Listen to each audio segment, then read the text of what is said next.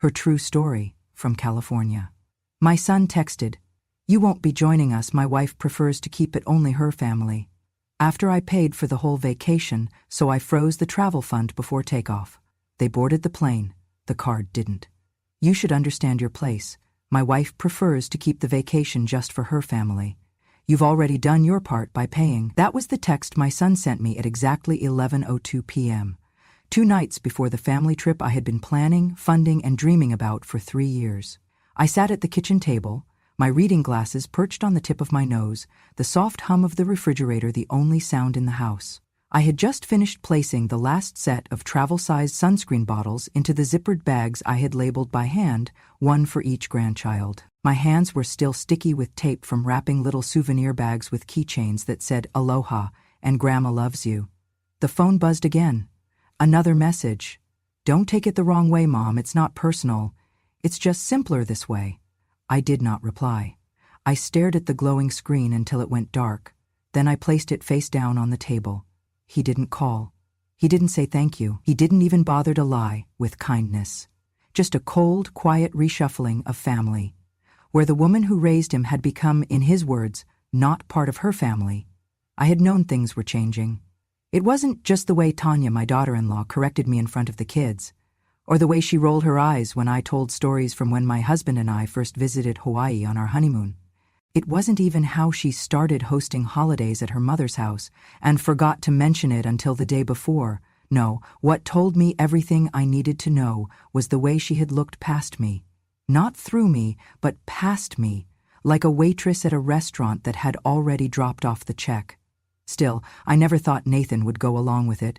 He had once written me Mother's Day cards that made me cry. He used to bring me pink tulips every March, even when he moved out of state. When he was a boy, he told his teachers I was his best friend. I kept the picture he drew in 2nd grade, the one where I had a cape and the caption said, "My mom saves the day."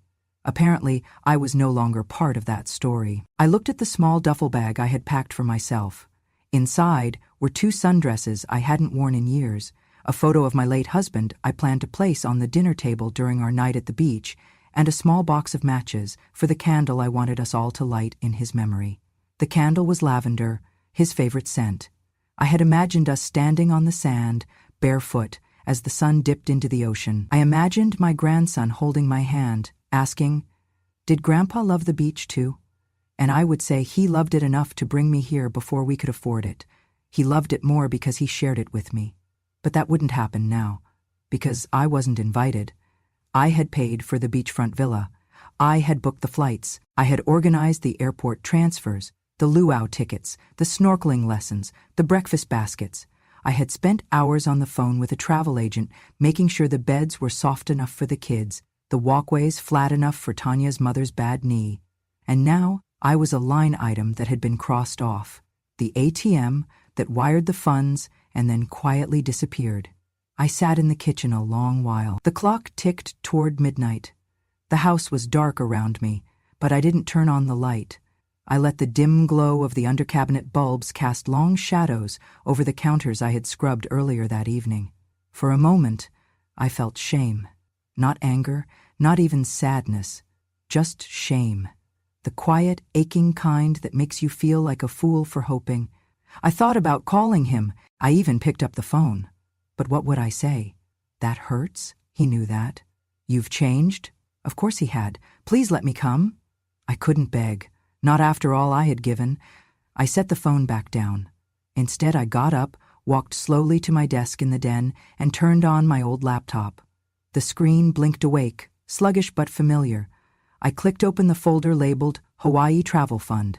There it was, the total I had been building toward since the day I retired, $21,763.84. It had started with $10 bills tucked away in envelopes. Then I began selling old furniture, then tutoring English online at night. Every dollar had gone into this trip. I had set up a travel fund account, linked the payments for the villa, the airline tickets, the services. I had also set up all the cards to pull from one primary source, mine, because I trusted them, because I thought trust was something I had earned. The cursor blinked. I hovered over the button that said, Freeze Account. A simple click would pause all payments. A phone call to the travel agency would halt everything. I didn't click, not yet. Instead, I opened a blank document and I started typing something else. Not a response to Nathan, not a plea. A list. A new list. Of names. Women from the church who hadn't left the state in 20 years. My friend Carol, whose son hadn't spoken to her since she got cancer. Louise, who buried her husband last fall and still brought his photo to Bible study.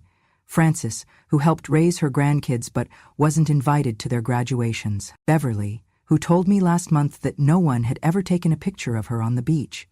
I saved the file. Then I went back to the bank page. I clicked freeze. A small box popped up. Are you sure you want to pause all linked transactions? I clicked yes. Another message. All linked cards will be disabled immediately. Yes. Then I sat back, closed the laptop, and took a deep breath. I picked up the souvenir bag I had made for my youngest grandson. I took out the keychain and placed it on the table. Then I unwrapped the others, one by one. And for the first time in 3 years, I let myself imagine a different kind of trip. One where I was not unwanted, not a burden, not a footnote, but a host.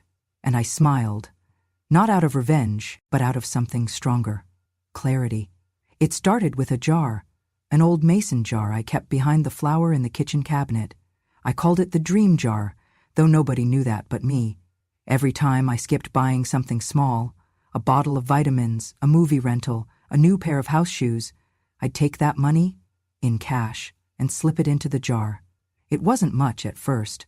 $5 here, the welk there, but over time it grew, quietly, like hope tends to do. 3 years I saved. I canceled my cable. I stopped buying my favorite tea. I tutored students online for extra income, even when my joints ached and my eyes burned. I turned the heat down at night and wore double socks. I declined invitations to lunch, telling friends I had a tight month. They didn't know I was putting every dime into that jar. For what? For a memory. For one last beautiful moment as a family. Hawaii wasn't just a destination, it was a symbol. James and I had gone there for our honeymoon. We were just 24, barely married, broke as could be. We shared a single suitcase and split sandwiches at lunchtime. He got sunburned so badly on the second day, he wore a bedsheet like a cape for the rest of the week. We laughed more than we ever would again. After he died, I made a quiet promise to myself. I'd take the family there. I'd let the grandkids see what he saw. Let Nathan feel the sand his father once walked. Maybe it would reconnect us. Maybe it would remind him of where he came from, of who loved him first. So I planned. I researched villas that could house all 9 of us. I called the travel agent a dozen times to ask about bed arrangements, dietary needs, and wheelchair access for Tanya's mother. I ordered custom t-shirts with everyone's name and the words, "Family is Forever, 2023, printed across the front. I chose a beachfront home with a fire pit. I imagined us sitting around it, lighting candles, one by one, each of us saying a word to describe James. I would bring his photo, the one of him laughing with his head thrown back, sun in his hair, and I'd hold it while we all said something good. I imagined silence, then tears, then laughter, but mostly I imagined being seen, being thanked, being held. None of that happened. Because somewhere along the way, I stopped being part of the picture. I don't mean just the metaphorical one, I mean literally. I noticed it slowly. Fewer group photos. When they posed at Thanksgiving, Tanya would say, "Let's do one of just the kids." Then, "Let's do one with just our family unit." And by the time they were done, there wasn't time for one with me. At Christmas, they all wore matching sweaters, red with white trees. Mine was blue. I didn't even know there was a plan. Nathan would brush it off. "Oh, you're not into that stuff, Mom." But I was. I just wasn't asked. Tanya took over birthdays. She hosted everything at her mother's place. I was invited, but I felt like a guest. Once, she told someone, "Nathan's mom is here too," as if I'd wandered in uninvited. And always, she smiled like she didn't mean harm. But harm doesn't always come with raised voices. Sometimes it comes with exclusion, with omission, with being the one left out of every photo, every story, every seat at the table. But still, I planned. I held on, because this trip was going to bring us back together. Because once we were all under that Hawaiian sky, with waves whispering against the shore and children squealing in the sand. Maybe love would be enough to remind them. That was the story I told myself. That was the dream I built out of sacrifices, small and silent, until that text, that single text that turned a 3-year dream into a 3-second dismissal. You've already done your part by paying. Suddenly, every skipped tea, every cold night, every tutoring hour spent squinting at a screen felt foolish. I hadn't been building a bridge. I'd been building a pedestal, one they never planned to visit. I thought of the candles I'd packed, of the moment I imagined us holding hands by the fire. But the truth hit me like a wave breaking sharp against rock. They didn't want my stories. They didn't want my memories. They just wanted my money. And now that they had it, they wanted me to disappear. That night I went to the closet and unpacked my bag. I set the lavender candle on the table beside James's photo. Then I sat in the quiet and asked myself something no mother should ever have to ask. When did I become a burden in the family I'd built? The morning after the text, I woke up earlier than usual. Not because I had anywhere to be, but because I couldn't sleep. I kept hearing his words in my head. Not even his voice, just the words.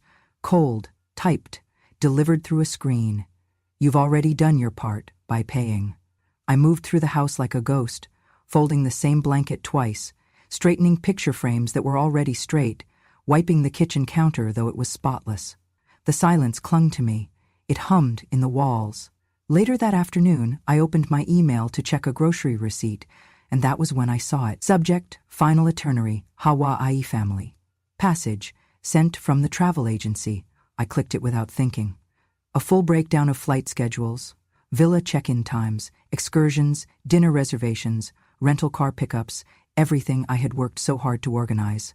I scrolled slowly, eyes scanning for confirmation of what I already suspected but hadn't wanted to face. There were 8 names. Nathan, Tanya, their 2 kids, Tanya's parents, Tanya's sister's boyfriend, not mine, not Mom, not Marilyn, not anywhere. 8 plane tickets, 8 lay greeting passes, 8 guests registered at the villa. I was not one of them.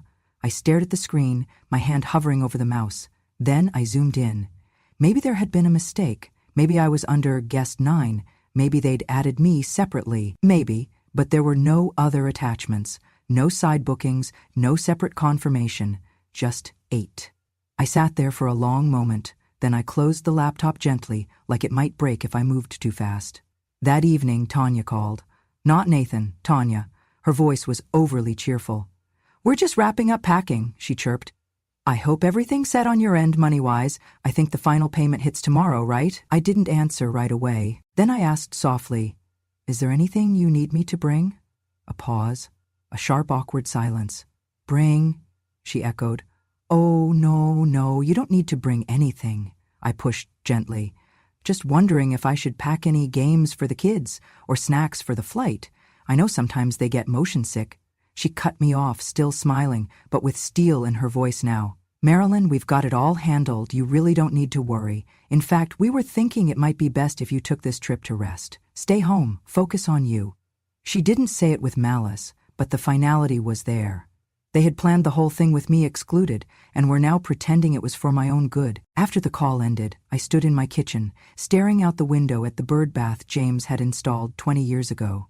The water was still, not a ripple, just like me, not angry, not shocked, just still. I walked to the closet, pulled down the small fireproof lockbox, and opened it. Inside were the documents I'd kept since opening the travel fund, the account I created, the account I funded, the account linked to every single booking. I flipped through the forms. There it was in bold letters: account holder Marilyn Rose Monroe, authorized users none, no co-signers, no shared ownership, no alternate access. I sat down and opened my banking app. There it was. Travel fund, $21,763.84. Status, active, linked cards. 6 primary billing owner, me. That's when I started thinking about how easily they had erased me, how confidently, how they had spent my generosity like it was their right, and discarded my presence like it was a burden. I was never meant to go. They just needed the money. It had never been our vacation. It was a transaction. and I had been the bank. But the thing about banks is, they can close.